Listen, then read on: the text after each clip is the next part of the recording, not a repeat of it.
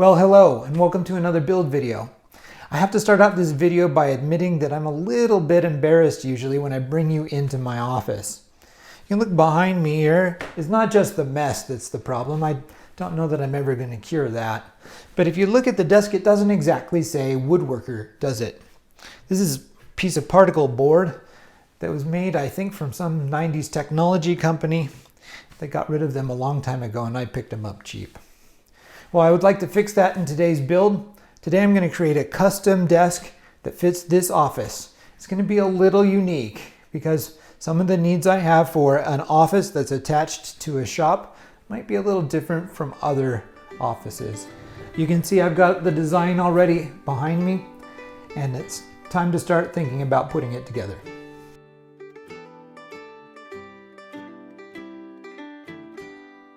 One of the things that I do want to do with the design of the desk is to incorporate some of Alpine Trails Studio into it. I haven't really talked about this much before, but long before I came up with the name for the company, I actually had the logo in mind. I'm a Pacific Northwest guy, and I just love the mountains and the trees and the outdoors, and plus the trees fit into the whole woodworking motif that goes along with this channel and the company. So while I don't think I'm going to brand in the name into the desk in any way, I do want to make sure I'm incorporating trees and mountains and the nature and outdoors into what I'm doing. And we'll see how I'm going to do that as we go on in the build. Now I've had this desk build in mind for quite some time, so if you've seen some of my recent videos and I've come back here to talk about materials, you may have noticed this large stack of walnut that's sitting here behind me and to my side. It's been sitting here waiting for me to finally get around to building the desk. This is 5/4 rough cut walnut that I'm going to mill down and try and keep at least an inch of tabletop thickness for my desk. The legs and the base of the other portions of the desk will also likely come from this walnut or some others that I can take down to 3/4 of an inch. Every step of this project is going to require milling down this rough cut wood. So I want to make sure I show that process at least once here. I start by cutting the wood down to the lengths that I'm going to need, just a little bit longer than I need actually. Then my goal is to get 4 sides which are nice and smooth and exactly 90 degrees to each other. The first and second side I can do on the jointer. So I create one nice flat surface. And then I can take that surface, put it up against my fence and create a flat edge that's exactly 90 degrees to that first surface. In order to get a parallel edge on the other side of the board, I run it through the table saw. In this case, each individual board is going to have a different width. So I take the tape measure to each individual board at several points, finding the narrowest place. I use that measurement to set my fence and make the cut. The final of the 4 surfaces comes off the planer. I make as many passes as I need until each one of the boards is exactly 1 inch thick. Now, as you can imagine, there's quite a bit of measurement and math that goes into woodworking. But there's also a fair bit of stop and stare time as well. The measurement and math, they help you get your structure right. You don't want your desk falling over. But sometimes before you assemble something, you have to stand back and see what the aesthetic's going to be when you've got it all put together. So I spent quite a bit of time here trying out little different combinations until I found something that I thought worked for me. This shot gives you a view of the results of all of that deliberation, and I think it turned out pretty well. It also shows you the next steps that I'm taking. I'm obviously going to be gluing up all of these pieces together to form the desktop, but I also want to use tenons in order to give it a little more strength and alignment. I'm drawing a line with this straight edge in order to show me where to put the mortises. They'll be the eventual homes of the tenons. I also use the opportunity to mark each one of the boards so that I know how to reassemble it once I've taken them apart. To get the mortises in place, I clamp the boards down to the end of my table and use the fez tool, domino tool, to cut the mortises in. Now if you're looking at these clamps on my table and thinking, what a smart idea, let me tell you a little bit about how those came to be. You see, I built this assembly table just a little over 1.5 years ago, before I was making woodworking videos.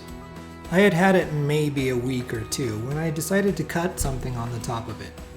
And not being careful, I cut right into the trim around my tabletop. After standing and staring at my mistake for a little while, I came up with the perfect solution. I'd make it look like I had done this on purpose. I measured and marked a few evenly spaced markings on the table, got my router out, and I cut in the slots. The T-track was left over from when I had put the miter saw together, and I've been putting it to great use ever since. In fact, it's likely that no one would have ever known, except now I just told y'all. Now, if you're curious about what's been going on while I've been blabbing to you about my assembly table, I wanted to make sure that I dry fit everything together before I did any of the glue up. Once I found out everything fit perfectly, I could start with the glue up itself. I gave the glue overnight to get set up, and the next step, of course, was to sand it all flat. Now I know watching sanding isn't the most exciting thing in the world, so I thought I'd take the opportunity while I'm doing this to talk a little bit about one of the comments I got in my last video.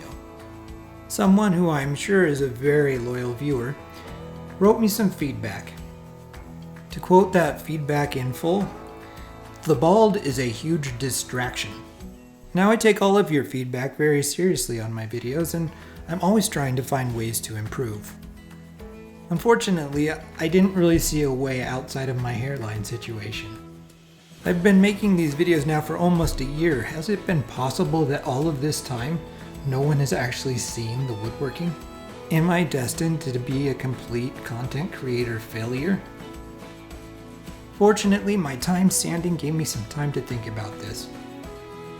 And I realized there may be a glimmer of hope. After all, this guy seems to be doing alright. Perhaps even I can use this to my advantage. Like for instance, when I'm doing something not terribly exciting, like sanding, maybe I can use pictures of my bald head to distract everybody. Unfortunately, we're out of time for that for now, but don't worry, there will be more sanding in this project. So thank you for the productive feedback, loyal viewer. So I've never done a breadboard end before on a desk or on a table, and I think it's a good idea to experiment on your own furniture rather than doing it for the first time on a job for someone else. So I'd love to give it a try. I also think it will look really nice. The idea, of course, is to take a board like this and stick it at the end so you're not looking at the end grain and the seams where you butted up your pieces together for the tabletop. And in the end, it's really just one big mortise and tenon. I've got to mortise out a hole inside here, and I've got to cut the end off and get a tenon going across here. The trick to it, of course, is that when wood expands and contracts, it does so differently with the grain and perpendicular to the grain, which means that this end can't just expand the same way that the table is going to be expanding. So the way we put it in there has to accommodate that. I think I understand the theory of it, and I'll explain what I'm doing as I go.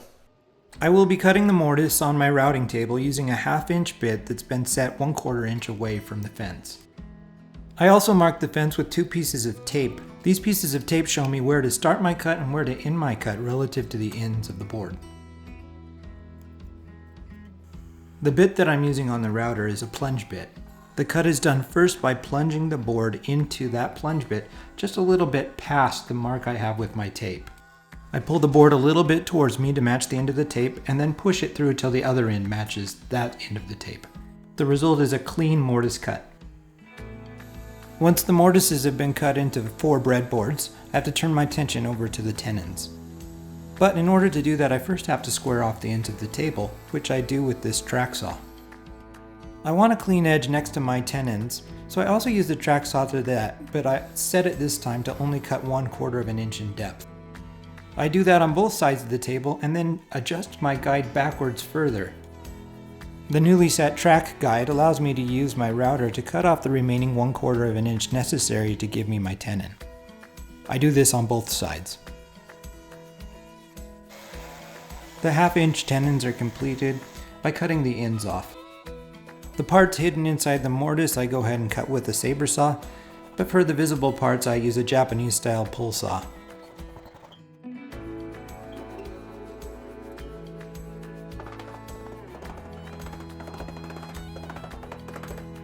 Now I'm pretty sure that I did all of my measurements correctly, but when I dry fit the breadboard end on, it wouldn't close all the way.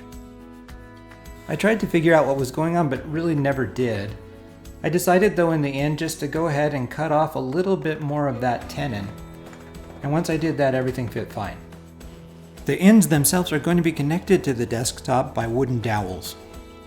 Those dowels are only going to be visible from the underside of the desk.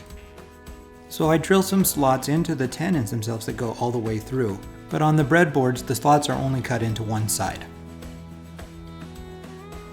The dowels I create on the drill press using a plug cutter bit and some of the material from the cut-off ends of the table. A little taper is added to the end of each to make them just a little bit easier to put into place. The glue up is probably the most interesting part about this whole process. Only one of the holes and one of the dowels going into that hole get glue on the entire surface. This creates an anchor point for the breadboard to be connected to the desktop, and I chose to do it in the center. For the remaining dowels, I insert them most of the way in and then add a little bit of glue before doing the final push into the boards. For these dowels, the glue should only be going into the breadboard piece itself. The holes in the tenons were drilled a little bit wide so they can be able to move around a little bit as expansion happens. Well, I have to say I'm pretty satisfied with the way that the breadboard ends came out. They look great, especially from the top.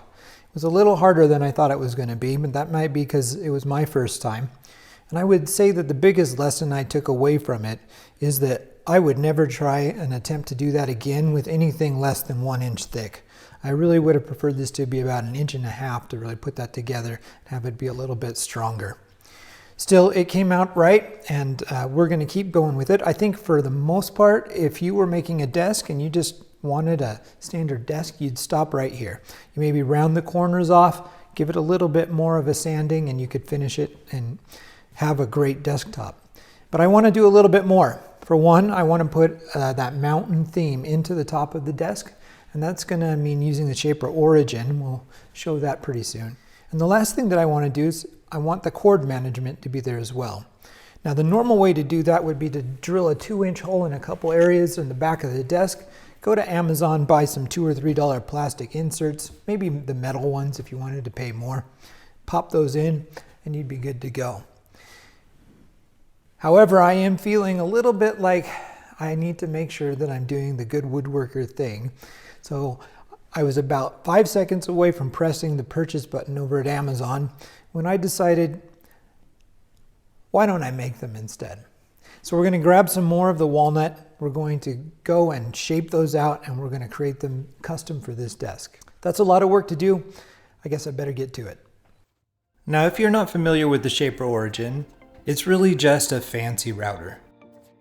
This router uses computer vision by finding this tape that I'm putting on the top of the desktop to know exactly where it is positioned on that desktop. I can then give it a picture of the mountain and tell it where I want it to be placed on my surface. The computer in the router tells me where approximately to put my router, and as long as I'm close enough, say within 1 inch, the computer will guide the router head itself to make sure that the appropriate cuts are being made. Once the mountain is cut out with the router, I can take the tape back off, and a little bit of chisel work just cleans it up. My plan is to inlay the mountain with a black epoxy. Before I get to the black epoxy though, I put a thin coat of clear, just painted onto all of the edges. This will help me with bubbles eventually and also keep the black from staining the grains of the wood. I let that clear epoxy set for 24 hours before doing the black, and I actually let the black epoxy set for about 5 days before I did any future work to it. Fortunately, I was on vacation in Florida during that time. I had to refill the cup I was working with 3 times to get all of this black epoxy in. And one of the things you won't see here because I didn't record it is that for some reason the very last half of the last batch of epoxy I did not set up even after the 5 days were done. The only reason I can think of that this might be the case is that I just didn't stir it properly so that it mixed at the bottom of the cup. I'm about to discover that while I'm doing this sanding. Oh, and while I'm doing the sanding, let me distract you with a quick photo of a semi-bald guy in Florida. You can see that at this point I wasn't able to sand everything. But off camera I took that gooey epoxy out and just replaced it. With the desktop surface done, it was time to do the wire handlers. The laser cutter cut out the actual shapes, but I have to protect that wood from the laser so the surface doesn't get marred. That's what this tape is for. Each piece was made up of 3 individual pieces, and you can see how they're laid out here. I just needed to glue them together. The top piece is removable and will just sit in place, but the two ring pieces needed to be glued together, which I did pretty easily with these spring clamps.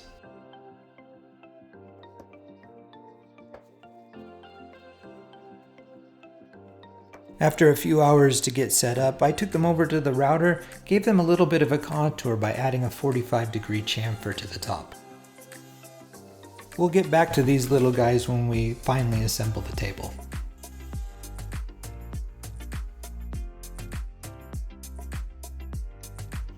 To go with my desk build, I'm also making two end tables.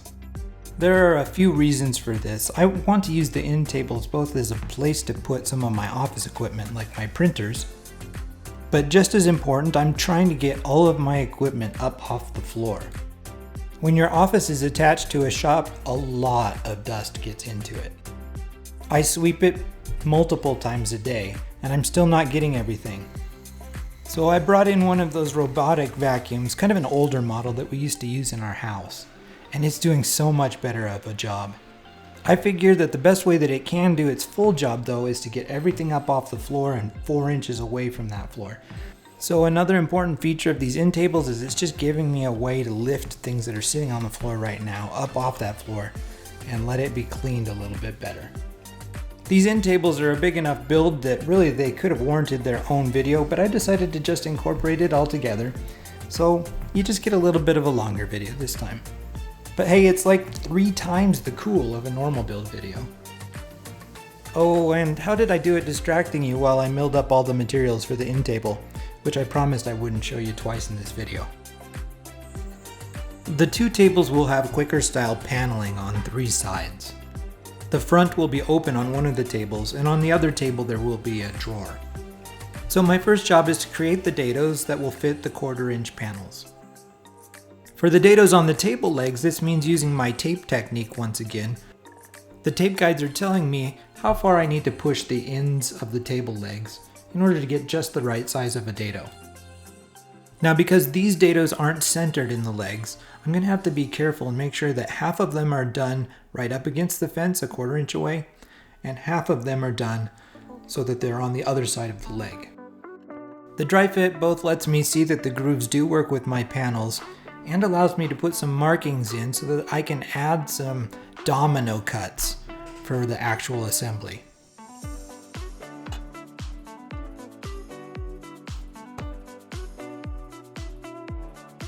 Those dominoes go into both the legs and to each one of the stiles that will be surrounding the panel.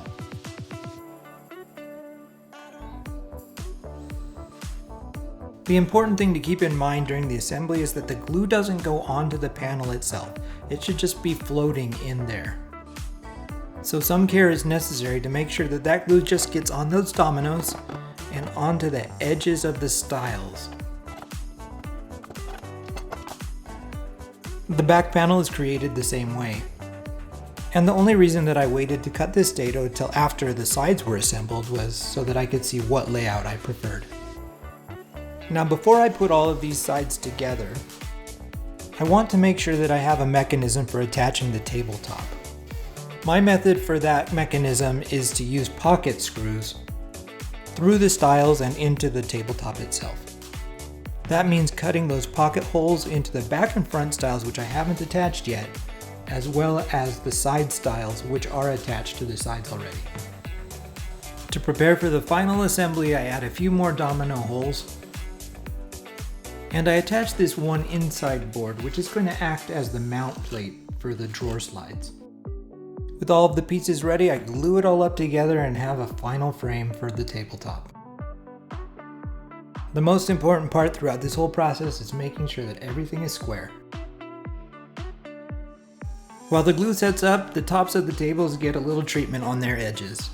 A round over on the top and a small chamfer on the bottom edge. And then of course everything needs some more sanding. But hey, look, a bald eagle! Now my original plan had been to attach the bottom shelf using pocket screws. But fortunately, during my ample time to think while I'm sanding, I came up with a little bit of a better idea. So So I cut these little resting pieces out from some scraps, I drilled some holes into them and glued them in place. The finish I applied was a hard wax oil, and I put it on in 2 separate coats.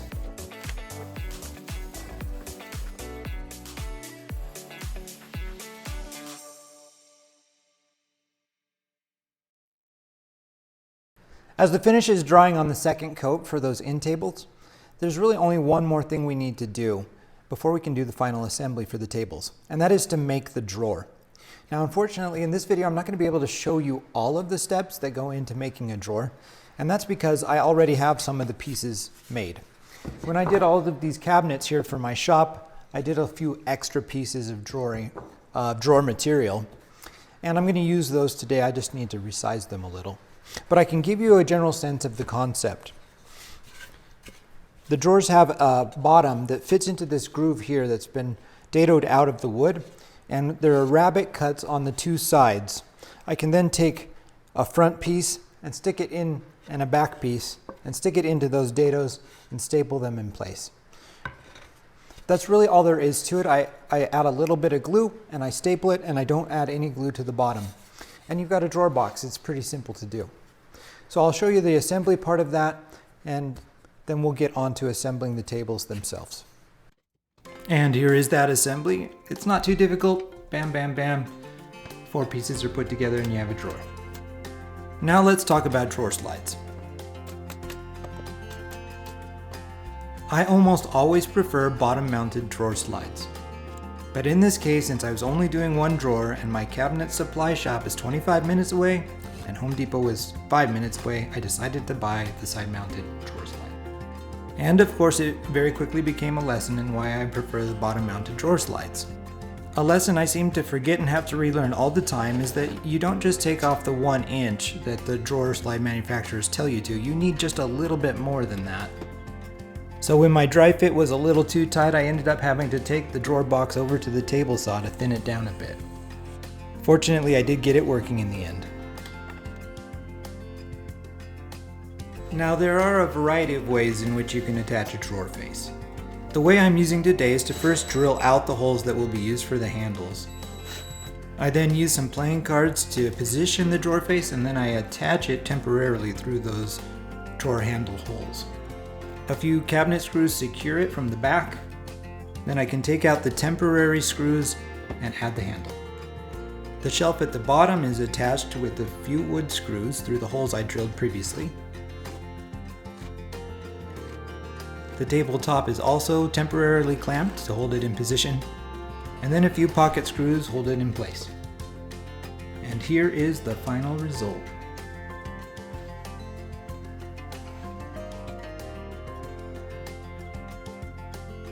Now, the legs for the table are really just boxes, but if you ask me, they're super cool boxes, and as you're going to see, they involve 2 different kinds of lasers.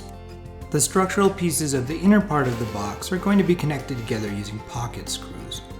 But I don't just want a simple box, I want to make sure that I'm keeping with my mountain element.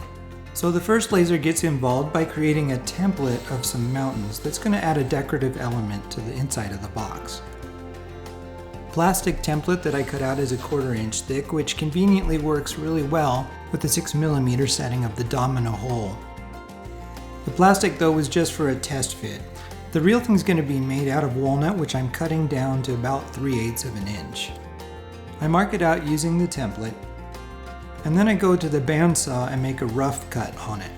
Once it's rough cut, just close to those lines, I take it over to the router table to get the final edge.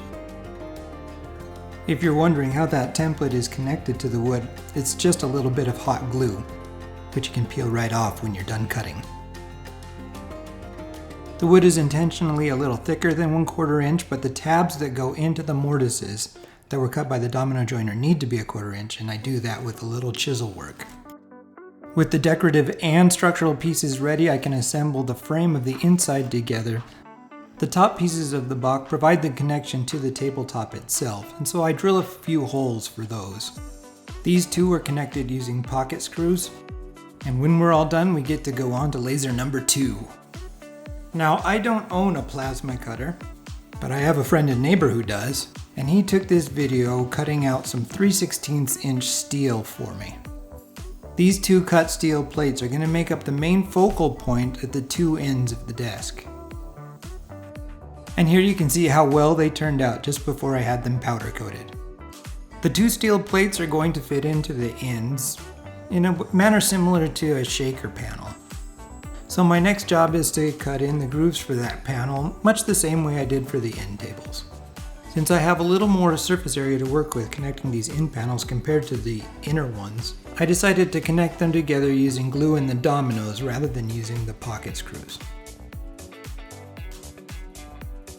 The inside assembly and the outside assembly of the leg base were put together using pocket screws. This did lead to one unforeseen problem. The connections weren't entirely square, and so I had to come up with a solution to help straighten them out. That solution was the decorative piece that you see me cutting out on a custom template that I made right here. It was cut to the size of the opening on the legs, and once I glue it in there, it should force that whole assembly into a nice square position. And honestly, it looked pretty good too. Now it's about time to get this whole thing finished and assembled. But first, there are a couple of things we still need to do to the top to get it ready. First, I need to add those pass-through holes for the cords. Then, using my router, I create a little roundover on the top, and I actually add a small chamfer to the bottom as well. Once the glue is set up for the decorative elements, I flip it over so that I can give it its final sanding. This time, rather than give you a self-deprecating bald joke, I thought I might make a request instead. If you've made it this far into watching me build this desk, then I think it might be fair to say that you like watching build videos. Now, believe it or not, I don't do this for the money. I don't get much money off of all of this. I do it because I like to share the builds that I make with other people. And you can help me in my little quest to share these videos by hitting the like and subscribe buttons. I certainly appreciate each one of you that do that. The finish that I use is a hard wax oil. Once I've protected the metal using the masking tape, I apply that finish to both the outsides and the insides of the leg assembly. It's always a smart idea to add some adjustable legs to a desk or table this size. So I mark out where those should go, then I use a block to guide my drill to make nice straight holes where I can put in the feet. The final step in preparing the legs is to firmly attach the shelves to the bottom. So we're almost to the finish line here. Really the only job that's left is to do the finishing on the tabletop, but also to connect the legs to the tabletop. And I have to do that in such a way that I can take the legs back on and off, because getting this particular guy through a doorway would be pretty challenging.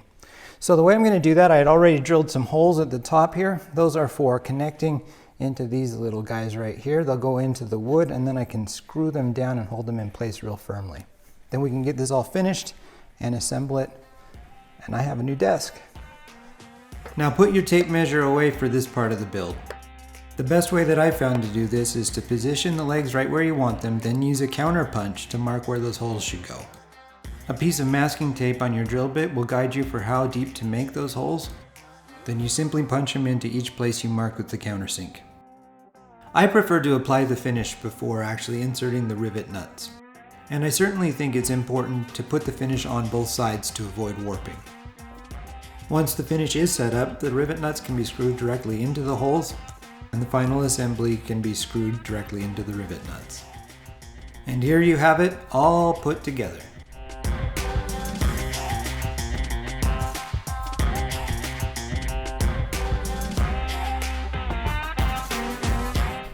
Well, here it is. The mountain desk is all complete. And it's out in its natural habitat right now, though of course this won't be its permanent habitat. I've really enjoyed working on this one, and it's a very solid piece. I think it's going to last me for years. In fact, I've been thinking about it as I've been building. I'm not a young man anymore. My kids are grown. They've actually come home from college for the summer, and I've been thinking about them and the builds that I do. I put a little bit of myself into this particular desk, and I think because I'm not a young man anymore, this desk might even outlast me, and it might be one of theirs someday. How important it is to build things that we can pass along and remind people of their heritage. I hope this can do that someday for my own kids. And I hope it inspires some of the people who watch this video to build some of the same things for theirs. I've enjoyed making this. I hope you've enjoyed watching me as I go.